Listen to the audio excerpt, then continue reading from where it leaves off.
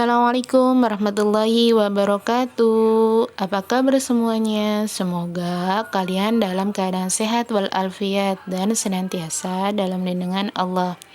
Seperti biasa, untuk mengecek kehadiran kalian dilihat dari tugas yang dikirimkan ke Ibu melalui WhatsApp. Sebelumnya, Ibu mengingatkan kembali agar kalian mematuhi protokol kesehatan dengan memakai masker, mencuci tangan, dan menghindari kerumunan. Baik anak-anak, hari ini kita akan belajar mengenai cermat dan kritis dalam berkomunikasi melalui surat. Adapun kompetensi dasarnya 3.6 mengidentifikasi informasi, kabar, keperluan, permintaan, dan permohonan dari surat pribadi dan surat dinas yang dibaca dan didengar.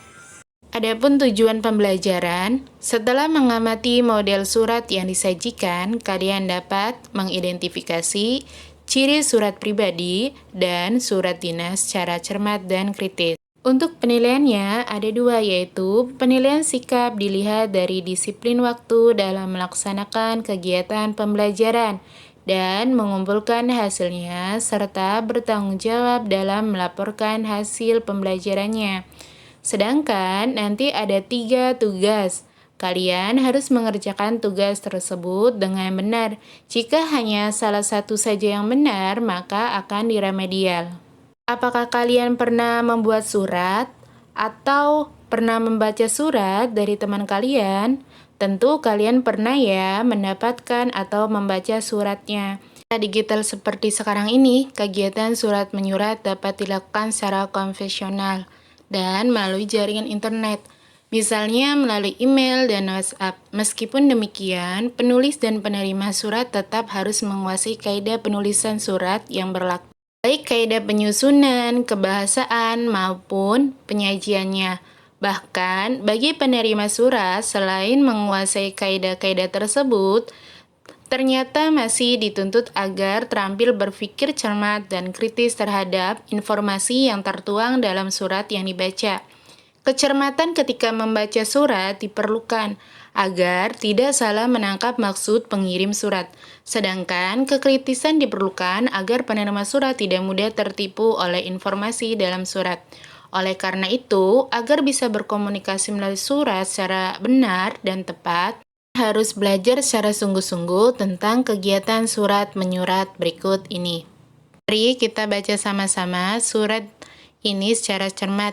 Pada saat membaca, perhatikan unsur-unsur yang terdapat di dalamnya. Surat ini adalah surat pribadi. Malang 28 Agustus 2020. Untuk guruku Bu Rati yang kubanggakan. Assalamualaikum warahmatullahi wabarakatuh. Salam rindu buat Ibu. Bagaimana kabar Bu Rati sekarang? Ananda selalu berdoa semoga Ibu selalu sehat dan bahagia. Amin. Kabar Ananda hingga saat ini alhamdulillah sehat, tidak kurang sesuatu apapun Bu. Bu Rati, sudah hampir 6 bulan ini tak ada kegiatan belajar ke sekolah. Rasanya Ananda kangen sekali belajar di sekolah bersama ibu dan teman-teman. Belajar secara daring rasanya berbeda Bu, dengan belajar secara langsung di kelas. Kalau belajar di kelas, Ananda bisa langsung bertanya kepada ibu setiap kali ada kesulitan. Kemudian mendengarkan penjelasan ibu atau berdiskusi dengan teman-teman. Semoga pandemi ini segera berakhir ya Bu, agar Ananda dan teman-teman bisa merasakan kembali senangnya belajar bahasa Indonesia bersama Ibu. Ananda juga kangen mencium tangan Ibu saat mau pulang. Sekian dulu Bu Rati, kabar dari Ananda. Mohon maaf jika ada kata-kata yang kurang berkenan di hati Ibu. Wassalamualaikum warahmatullahi wabarakatuh. Salam rindu dari siswa Ibu, Wulandari. Baik, setelah kalian mendengarkan surat tersebut, mari sama-sama kita mengidentifikasinya. Pertama, surat tersebut termasuk surat pribadi, di mana bentuk komunikasi interaktif antara orang pertama atau pengirim dan orang kedua atau penerima. Yang kedua, surat pribadi berisi unsur tanggal surat, alamat surat, pembuka surat, pendahuluan, isi, dan penutup surat. serta nama pengirim surat atau juga tanda tangan. Yang ketiga, isi surat pribadi berkaitan dengan masalah pribadi, menanyakan kabar, keperluan pribadi, dan tujuan komunikasi pribadi yang lainnya. Baik, setelah kita mengidentifikasi surat pribadi, sekarang kita akan belajar tentang surat resmi. Dengarkan baik-baik contoh tersebut. OSIS SMP Negeri 12 Malang. Jalan S. Supriyadi nomor 49 Malang. Telepon 0341 801169. Kode pos 68148. Nomor 032 garis miring OSIS garis miring U garis miring 9 garis miring 2020. Lampiran hal undangan tanggal 2 Juli 2020. Yang terhormat Ketua Kelas 7, 8, dan 9 SMP Negeri 12 Malang di Malang. Dengan hormat, dalam rangka mendukung pelaksanaan program Malang Hijau Sejuk Berseri, kami mengharap kehadiran saudara pada hari garis miring tanggal Senin tanggal 6 Juli 2020 pukul 13.30 sampai 15.00 waktu Indonesia Barat. Tempat, ruang Sanggar Bahasa. Acara, koordinasi persiapan penanaman 100 pohon di Jalan S. Supriyadi. Demikian undangan kami. Atas perhatian dan kehadiran saudara, kami mengucapkan terima kasih. Ketua OSIS, Muhammad Iqbal, Tembusan, Kepala SMP Negeri 12 Malang. Pembina OSIS SMP Negeri 12 Malang. Baik, setelah kalian mendengarkan surat tersebut, mari kita sama-sama untuk mengidentifikasinya. Surat tersebut termasuk surat dinas, di mana surat yang ditulis dalam situasi formal dan untuk kepentingan formal. Surat dinas ini dapat ditulis oleh pribadi atau atas nama suatu lembaga pemerintahan, perusahaan, atau organisasi yang ditujukan kepada lembaga. Isi dalam surat dinas bersifat resmi, beda halnya dengan surat pribadi ya.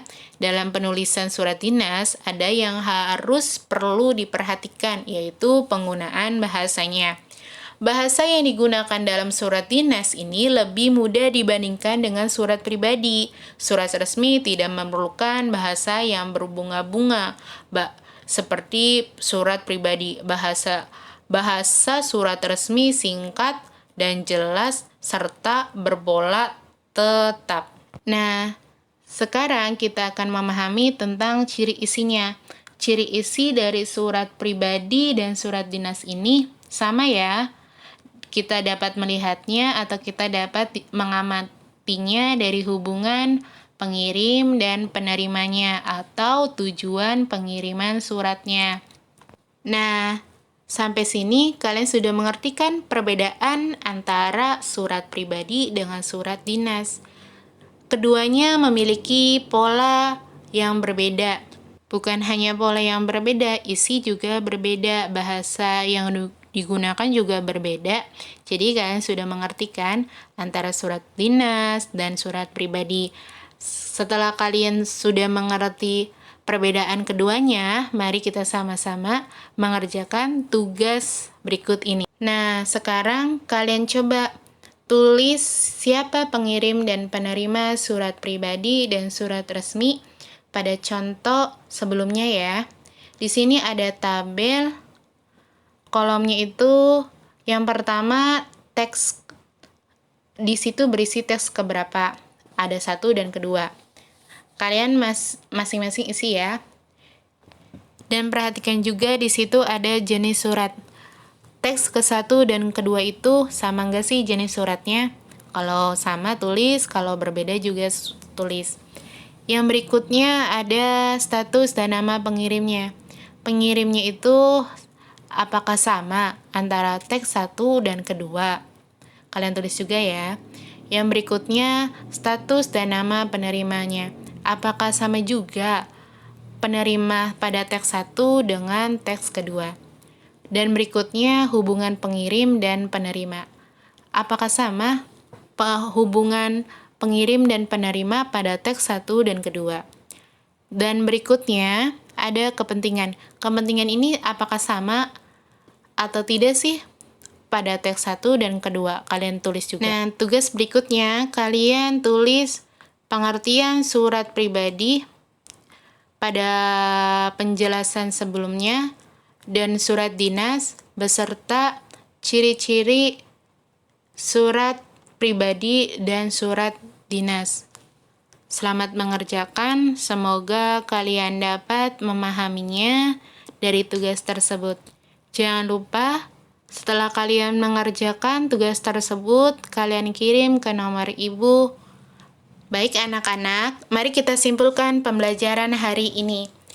Kita belajar tentang surat pribadi dengan surat dinas, di mana surat pribadi ini berkaitan dengan masalah pribadi yang menanyakan kabar seseorang atau keperluan pribadi dan tujuan komunikasi pribadi yang lainnya. Sedangkan surat dinas dapat ditulis oleh pribadi atau atas nama suatu lembaga pemerintah, perusahaan, atau organisasi yang ditujukan kepada lembaga. Surat dinas ini bersifat formal, sedangkan surat pribadi bersifat non-formal. Baik anak-anak, meskipun saat ini kita belajar dengan sistem daring, Ibu harap kalian tetap semangat dalam belajar. Untuk pertemuan selanjutnya, kita akan belajar tentang menyimpulkan isi surat pribadi dan surat dinas. Kalian boleh pelajari di buku siswa atau internet ya. Mari kita sama-sama menutup pembelajaran hari ini dengan mengucapkan Alhamdulillahirabbil alamin. Mohon maaf jika ada salah kata. Billahi taufiq wal hidayah. Wassalamualaikum warahmatullahi wabarakatuh.